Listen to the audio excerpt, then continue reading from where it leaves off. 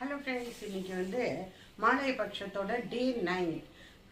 அன்றைக்கி என்ன லஞ்ச் பண்ண போகிறோங்கிறத பார்க்கலாம். இன்றைக்கி நான் ஒரு மோர் குழம்பு, அதாவது இந்த பச்சை சுண்டைக்காய் எனக்கு வாங்கிட்டு வந்திருக்கு. அதனால் அதை வச்சு ஒரு சாதாவாக ஒரு மோர் குழம்பு, இன்னும் அரைச்செல்லாம் விட போகிறதில்ல. புடலங்காய், அது ஒரு தேங்காய் போட்ட கறி, டொமேட்டோ எலுமிச்சம்பழம் ரசம், அவ்வளோதான். இதெல்லாம் எடுத்து வச்சுருக்கேன். வாங்க ஒவ்வொன்றா பார்த்துட்டு ஒவ்வொன்றா உங்களுக்கு காமிச்சுட்டே பேசிகிட்டே நான் சமைக்கிறேன். வாங்க. இன்றைக்கி புடலங்காய் கறி பண்ணலான் இருக்கேன். இதை கட் பண்ணி வாஷ் பண்ணி இங்கே வச்சுட்டுருக்கேன். ஸ்ட்ரெயினரில் போட்டிருக்கேன். இப்போ கறி பண்ணலாம். குக்கர் இங்கே வச்சுட்டேன். இதில் ஒரே ஒரு ஸ்பூன் எண்ணெய் விட்டுண்டா போதும். பாருங்க, இந்த எண்ணெய் போதும்.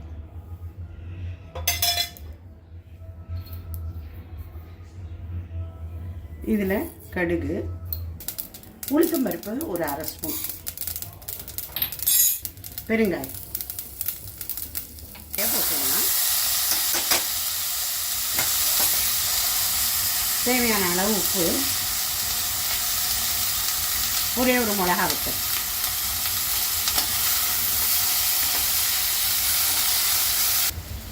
ஒரு 2 டேபிள் ஸ்பூன் இதில் ஜலம் விட்டுண்டா போதும்.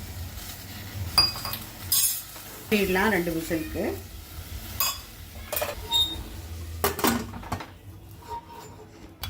இங்கே இந்த பச்சை சுண்டைக்காய் வச்சுருக்கேன். இதை வச்சு ஒரு சிம்பிள் மோர் குழம்பு, அரைச்செல்லாம் விடாமல் இந்த வெடிக்கி விட்ட மோர் குழம்புன்னு சொல்லுவோம்ல, அது பண்ணலான்னு இருக்கேன்.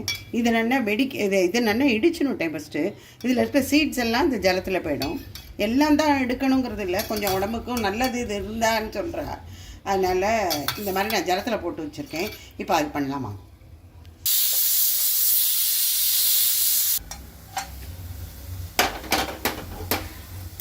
பாருங்க, ஆயிடுச்சு. அந்த கலரும் உங்களுக்கு அப்படியே ரீட்டைன் ஆகும். இப்போ ஃப்ரெஷ் கோகோனட்டு போட்டு இறக்கினா ஆயிடுச்சு, கறி ரெடி.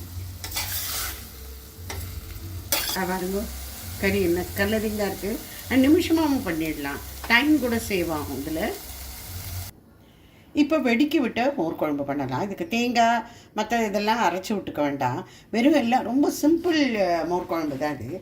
இதுக்கு நான் இங்கே தனியா, மிளகா வத்தல், பச்சை மிளகா, இஞ்சி, கொஞ்சமாக ஓமம், மெந்தியம், சீரகம், இதெல்லாம் இப்போ தடிச்சு கொண்டு போகிறோம். கடுகு முதல்ல கொஞ்சமாக போட்டுக்கணும்.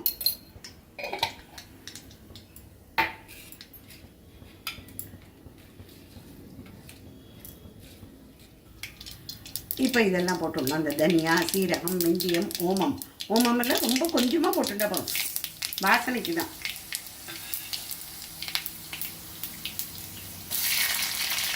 பச்சை மிளகா, இஞ்சி,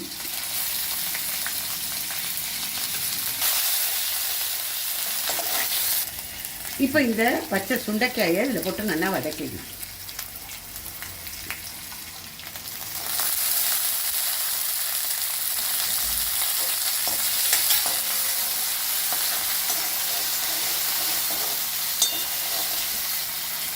மஞ்சள் பொடி கொஞ்சம், பெருங்காயம்.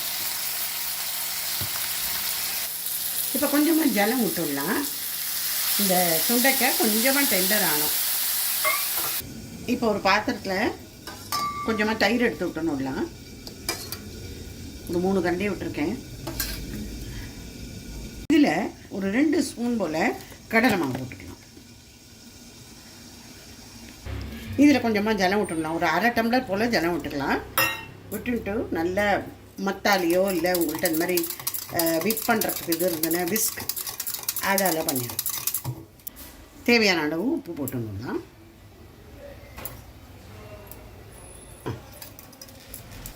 இப்போ இந்த மோர் ப்ளஸ் கடலை மாவு கலவையை இதில் ஊற்றிடலாம். சிம்மில் வச்சுக்கலாம். கிளறி விட்டுட்டே இருக்கணும்.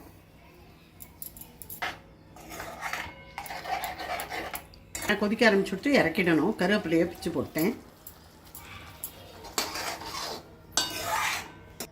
ஸோ வெடிக்க விட்ட மோர் குழம்பு ரெடி ஆகிடுது. இப்போ சாதம் வடிக்கணும். சாதம் வைக்கிறச்சே மேலே ரசத்துக்கும் கொஞ்சமாக பருப்பை போட்டு விடுவேன். ஆயிடுது. இப்போ நம்ம டொமேட்டோ எலுமிச்சம்பழம் ரசம் வைக்கலாம். நான் ரொம்ப கொஞ்சமாக ஒரு வேளைக்கு காண்ற மாதிரி தான் வச்சுருக்கேன். இதில் ஒரு அரை டம்ளர் ஜலம் விட்டுக்கலாம். ஒரே ஒரு டொமேட்டோ கட் பண்ணியிருக்கேன், அதை போட்டு விடலாம். மஞ்சப்பொடி கொஞ்சம்,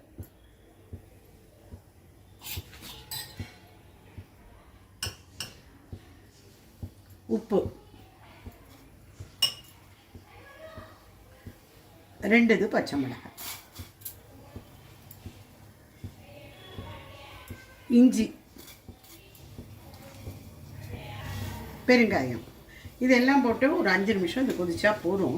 அப்புறம் பருப்பு ஜலத்தை நம்ம நல்லா நீர்க்க கரைச்சி விட்டு இறக்கிட்டா டொமேட்டோ எலுமிச்சம்பழ ரசம் ரெடி ஆகிடும். நம்ம இங்கே இதுக்கு ரசத்துக்கு தாளித்து கொட்டுறதுக்கும் ரெடி பண்ணிடலாம். கடுகு கொஞ்சம், அப்புறம் கேஸை ஆஃப் பண்ணிட்டேன். இப்போ இதில் ஒரே ஒரு மிளகா வத்தலும் கருவேப்பிலையும் இதை நம்ம ரெடியாக்கி வச்சுட்டோம். இப்போ இந்த பருப்பு ஜலத்தை நம்ம கரைச்சி விட்டுடலாம். அதில் ஆயிடுச்சு. இப்போ இதில் முத்து கொதி வந்துடுத்து நம்ம ஆஃப் பண்ணிடலாம். இனிமேல் கொதிக்கக்கூடாது.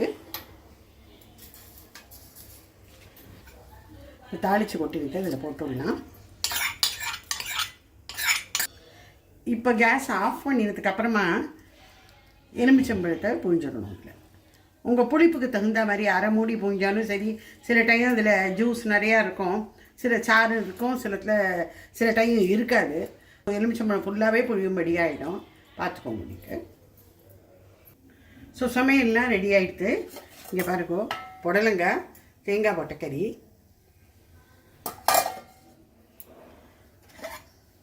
இதில் வெடிக்க விட்ட பச்சை சுண்டைக்காய் மோர் குழம்பு, டொமேட்டோ எலுமிச்சம்பழ ரசம், இல்லை கலத்து பருப்பு, இதில் சூடான சாதம், அதிலே பருப்பையும் வச்சு மூடிட்டேன். இன்னைக்கு வந்து ஒரு குக்கிங் டிப்ஸு, சின்ன டிப்ஸ் தான் இது, எல்லாருக்கும் தெரிஞ்சது தான்.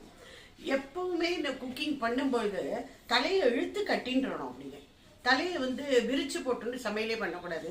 இன்னைக்கு நிறைய காம்படிஷனாக இருக்கட்டும், குக்கிங் ஷோஸாக இருக்கட்டும், தலைமுடி அப்படியே அவுத்து போட்டுன்னு வந்து பண்ணுறா.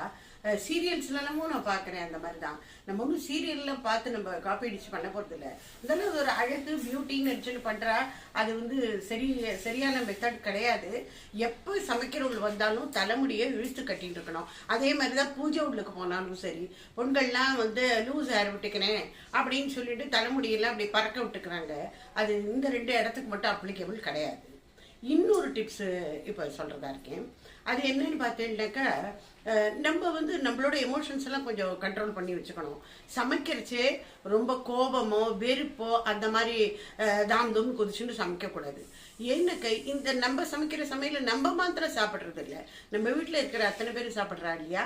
அது எமோஷன்ஸ் போய் அவளையும் போய் தாக்கும் அப்படின்னு ஒரு பரவலான ஒரு கருத்து இருக்குது. இது எல்லாருமே இதை அக்செப்ட் பண்ணிப்பா. எனக்கு வந்து சமைக்கும்போது நல்ல மனசோட நல்ல எண்ணங்களோட ஒரு பாசிட்டிவிட்டியோட சமைக்கணும். இதுதான் என்னோட டிப்ஸ். இது நீத்து லஞ்ச் பார்த்துக்கலாம். புடலங்காய் கறி, வெடிக்க விட்ட பச்சை சுண்டைக்காய் போட்ட மோர் குழம்பு, சூடான சாதம், கலத்து பருப்பு, நெய், டொமேட்டோ எலுமிச்சம்பழ ரசம், தயிர். ஸோ இதான் நேற்று லஞ்சு. புடலங்காய் கறி, மோர் குழம்பு, டொமேட்டோ எலுமிச்சம்பழ ரசம். ஸோ நாளைக்கு பார்க்கலாம். பாய்.